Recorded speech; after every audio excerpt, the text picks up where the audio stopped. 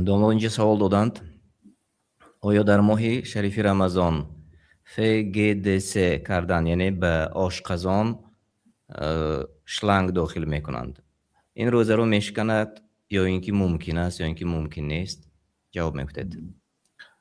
اگر امکانیت باشد به شب گذارند برای آنکه با وجود اینکه حجامه کردن در ماه رمضان اجازت است بسیاری از علمای گذشتگان میگفتند که و بعضی صحابه های هم مانند ابو موسی اشعری احتجم لیلا شبانه حجامه کرد.